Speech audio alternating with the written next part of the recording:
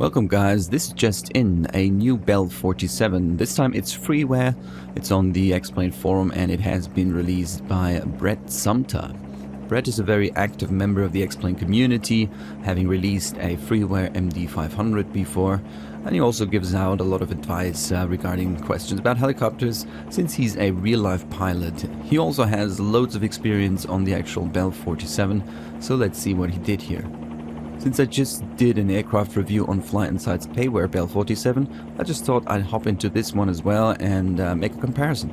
Sumter modeled the same aircraft type as Fly Insight did, the Bell 47-2G. That means the startup procedure is basically the same. If you want to see the complete startup procedure, just check out my video on the Fly Insight version. Key difference is the existence of a fuel shut-off lever on the left-hand side of the pilot. This needs to be pushed in if you want to start the aircraft.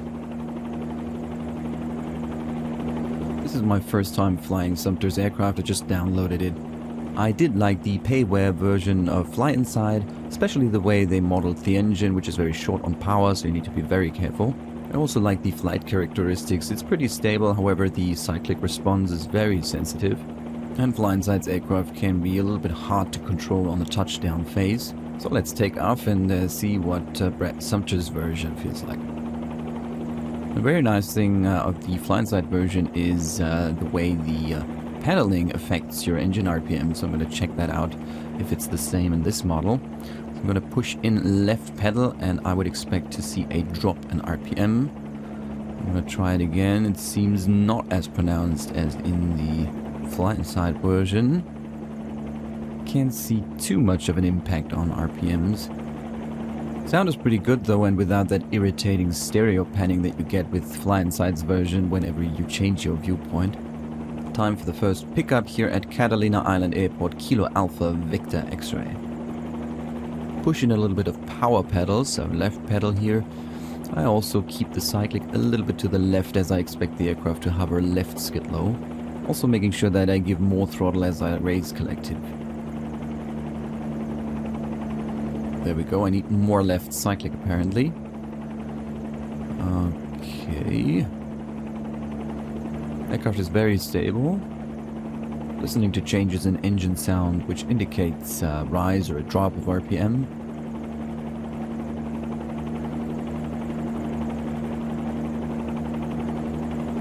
Alright, cyclic response isn't nearly as sensitive as in Fly Insight's version.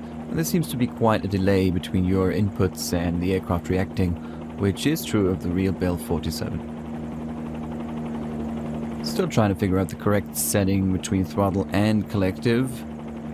The amount of manual throttling needed is much reduced compared to Fly Insight's 47. Let's go into a hover here and do a pedal turn.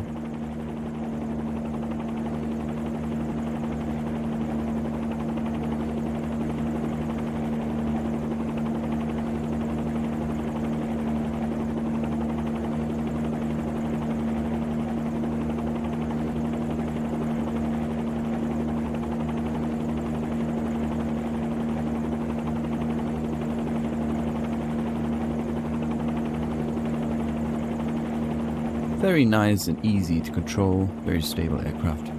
Every now and then the aircraft requires a rather aggressive input on the cyclic. As with the Payware version, I find it a little hard to keep a low hovering altitude, so it either climbs or it drops, but I may also not yet be proficient enough with manually throttling the aircraft. It always wants to climb once it's moving forward. However, this is a problem of X-Plane's flight modeling, I think. Apparently makes the rotor discs a little bit too effective. Notice that we are not short on power. Manifold pressure isn't even in the yellow band there. Well, let's try to set it down. I'm going to go into a hover and then slowly lower collective.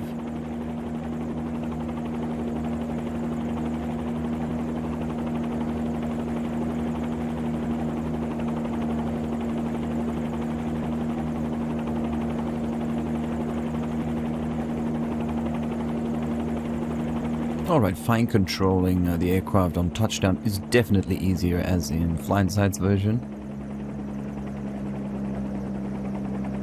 Just getting the RPM back into the green band here. I do like that vintage radio panel that he put in there. That's nice. You do have an artificial horizon, however, a vertical speed gauge seems to be missing. The gauges are pretty hard to see. If I zoom out fully, it becomes very hard to judge whether or not I'm in the green band on the RPMs. Oh, let's pick it up again.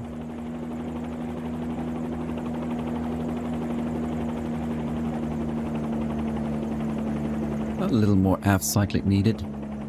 And I noticed the correlator seems to be more effective on this aircraft, so the mechanical device that it uses flow when you race collective.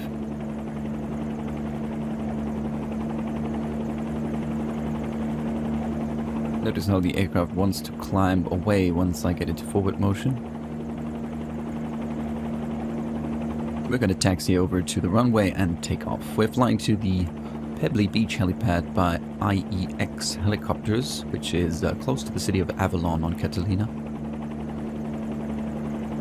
Catalina is a very nice place to fly to out of the various airports of the Los Angeles area. There's a Freeware ortho scenery out there for Catalina, including this beautiful airport.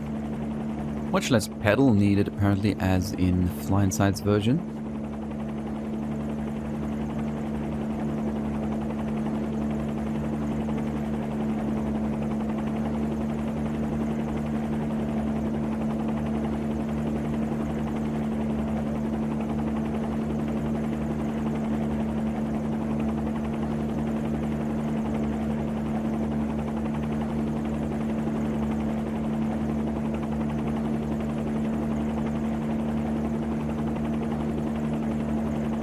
Gonna set it down again before takeoff. The visuals aren't as crisp and detailed as on the payware version, however it's more than adequate. Maybe except for the readability of the gauges. However, you do have the animated tail rotor transmission, and the rotor blades actually look quite a bit better than the Fly Inside ones.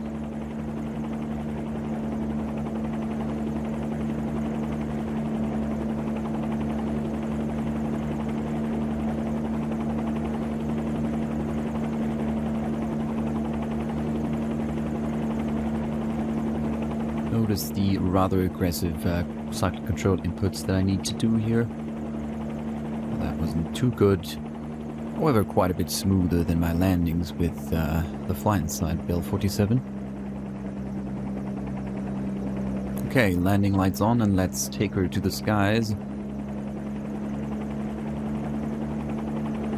I'm going to reduce the throttle a tiny increment before raising collective, seeing as the correlator will induce fuel for me. And that should keep the RPM in the green without overspeeding.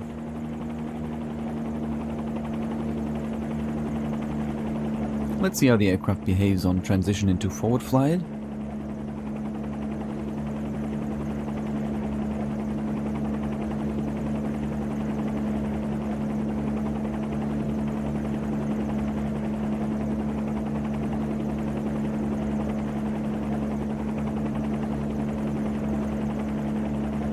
Don't notice any transverse flow effect or dissymmetry of lift here.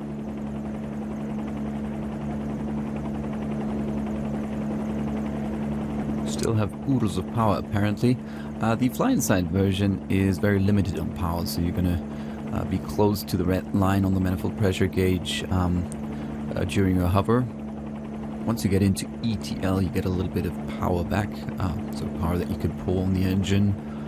In Brett Sumter's version, the needle just dropped a tiny bit, so not much difference from our hover.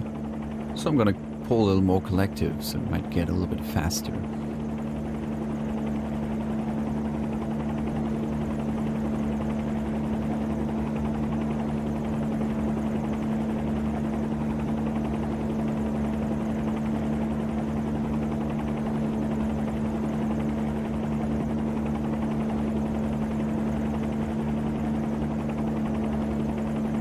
Pretty hard to control your altitude without a vertical speed indicator.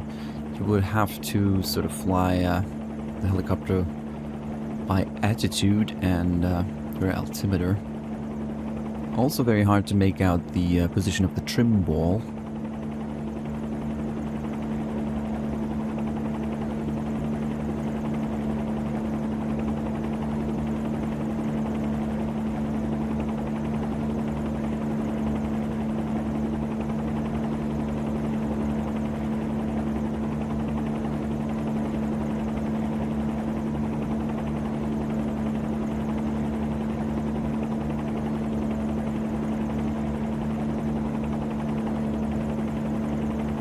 Now regarding engine power, we are in a light condition here, so we can expect a little more demand on engine power as we load the aircraft up. Now it's a charm to fly, very easy, very stable. There is a slight delay in control inputs, so you need to sort of anticipate what the aircraft is doing a little more. Simulation is not as in-depth as the payware version, so you do not have a lot of these little vibrations that Fly Inside modeled in. Also the effect of pedaling on engine RPM as well as ETL on the manifold pressure are hardly noticeable on this aircraft. The correlator, however, seems more effective on this Bell 47, so the amount of manual throttling or manual throttle inputs that you need to do is quite reduced compared to Fly Inside's version. The 3D model and the rotor animations are good. Textures are alright, yeah, except for the readability on the gauges that could be improved. However, keep in mind that Brett Sumter is probably not a professional coder, so I'm quite impressed on this flight model that he put up the forum for free. We're getting close to our destination, so I've started my descent. The Freeware MD500 by Sumter is a very good aircraft as well. I recommend it to you guys, especially how it handles in the hover. It feels very natural. However, it suffers from one problem, and that is excessive floating on deceleration. So let's see how the Bell 47 does on the decel. Coming up on our right is the city of Avalon. We're still a little bit high and fast. Yeah, I'm not used to flying a helicopter without a vertical speed indicator. I might do an orbit to reduce speed and reduce altitude as well.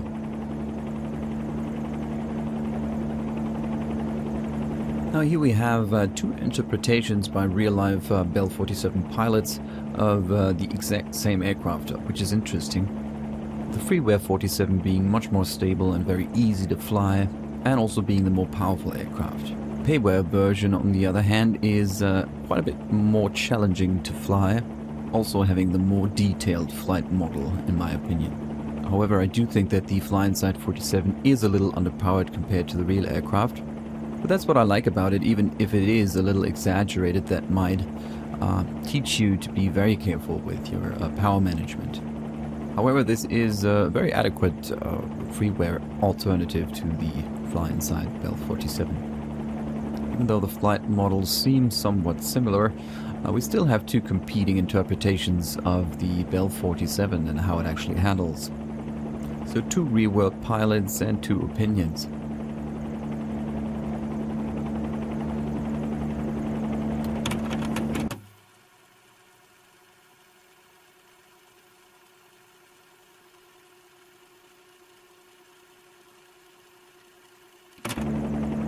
No problem on the deceleration. I mean, I did a long and shallow approach, so I might need to do a quick stop to know for certain. However, it feels quite natural. The deceleration feels quite natural to me.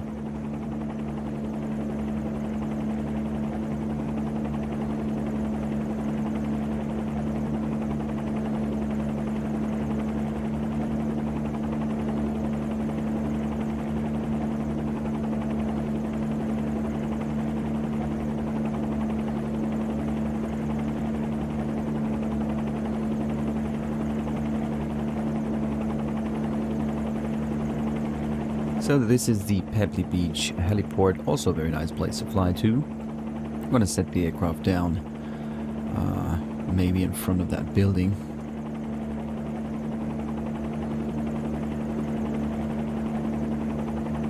So I think Brett Sumter did a good job again, providing us with a great freeware alternative on the Bell 47. Even though it is not as detailed as Flight Insight's Bell 47 in my opinion, it is still a great aircraft to practice manual throttling. So if you can live without HD texturing and highly detailed 3D animation, this one might save you a couple of bucks, while still giving you quite the accurate flight model. I'm gonna set the aircraft down, which will conclude our flight. Oh yeah, one thing, the rotor blades look much more like the real thing, much better than in the payware version. So that's a plus for Sumter's helicopter as well. So there were no surprises on my first flight with this model. Very stable in flight, very stable in a hover, very easy to control. Manual throttling is also quite simple. No excessive floating on the deceleration, so a very good flight model for a Freeware helicopter.